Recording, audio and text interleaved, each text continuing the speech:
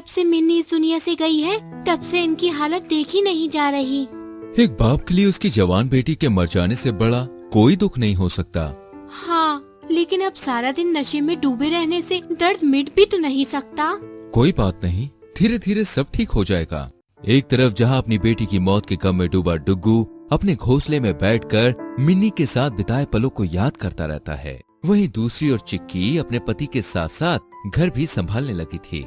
भले ही लोगों को लगता हो कि मुझे अपने बेटी के मरने का कोई गम नहीं है, लेकिन अगर मैं भी टूट गई तो इनका ध्यान कौन रखेगा, घर का क्या होगा।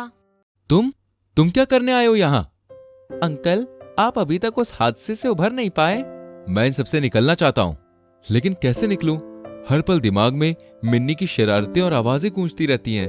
उस दिन आपने अपनी बेटी ही नहीं, मैंने अपना बाप भी खोया था। फिर एक दिन मैं भी थक हार कर बाज के पास जा पहुंचा और यहाँ क्या करने आए हो तुम? जब से डुग्गू की वजह से मेरा बाप मरा है, मैं नेवलों से अपनी जान बचाता फिर रहा हूँ। रोज रोज इस डर में जीने से अच्छा है कि आप ही मुझे मार दीजिए। सांप को शायद एहसास हो चुका था कि माँ बाप के बिना वो अब कुछ भी नहीं है। उसके अपने रिश्तेदार और समाज उसको नेवले से नहीं बचा पाएंगे। ऐसे में खुद को अकेला और लाचार पाकर वो जीकर आखिर करता भी क्या? लेकिन उसकी इसी मजबूरी का फायदा उठाते हुए बाज उससे कहता है कि ये लो, इसको लेते ही तुम्हारा सारा दुख और डर खत्म हो जाएगा। ऐसा क्या है इसमें? ले लो, सब पता चल जाएगा तुम्हें। पर मेरे पास पैसे नहीं है। बाद में दे देना, तुम कौन सा कहीं भागे जा रहे हो? सांप को भले ही लगता है कि बाज ने उसकी मदद की, लेकिन सच्चाई तो ये थी कि बाज सिर्फ अपना धंधा बनाने की कोशिश कर रहा था। उसे सांप की दुख भरी कहानी से कोई मतलब नहीं था। और फिर इस तरह धीरे धीरे सांप को उस नशे की लत लग जाती है और वो बाज के कर्ज में डूब जाता है। अगर तुमने मेरे पैसे ना लौटाए तो तुम्हारा मैं वही हाल करूंगा जो मैंने तुम्हारे बाप का किया था। अरे यार, अब मैं क्या करूं? अरे हाँ, अब सांप को याद आता है कि डुग्गू भी दुख में डूबा रहता है। अगर वो उसे भी ये बेचना शुरू कर दे तो उससे होने वाली कमाई से वो उधार चुका सकता है। बाज ने मुझे ये दिया था, इसको लेने के बाद मानो मेरा सारा दुख और डर कहीं चला गया। लाओ, मुझे भी दे दो। लेकिन ये थोड़ा महंगा है। मेरे पास तो पैसे ही नहीं है। अरे यार, ये तो एकदम नल्ला निकला, अब मैं क्या करूं?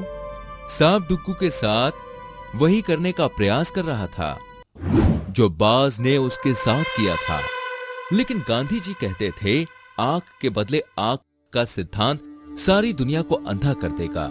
लेकिन सांप को इससे कोई मतलब नहीं था, उसे तो बस अपना उल्लू सीधा करना था। और तभी सांप का ध्यान पेड़ पर लगे फलों पर जाता है और उसके दिमाग में एक आइडिया आता है। मैं आपके पेड़ पर लगे फलों को मार्केट में बेच दिया करूंगा और उससे जो भी पैसे आएंगे मैं बाज से आपके लिए भी ये ले आया करूंगा। ठीक है।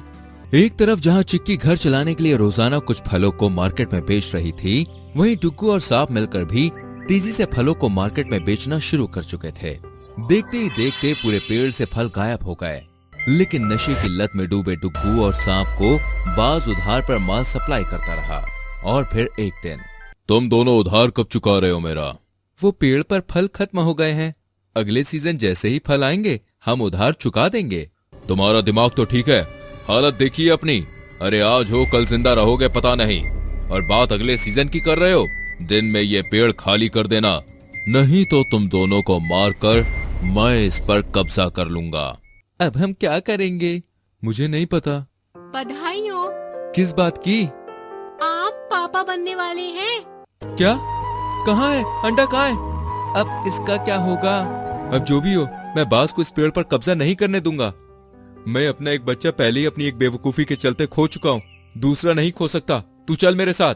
बच्चे की एक उम्मीद ने डुग्गू को पूरी तरह से बदल के रख दिया।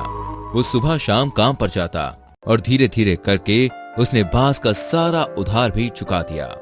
फिर एक दिन, पापा, मेरा पाला पाला बच्चा।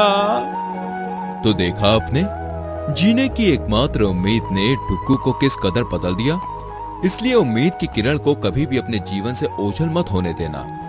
उम्मीद ही आपकी इच्छा शक्ति का वो आधार है जिसके दम पर आप अपनी बुरी से बुरी परिस्थिति को बदल सकते हैं।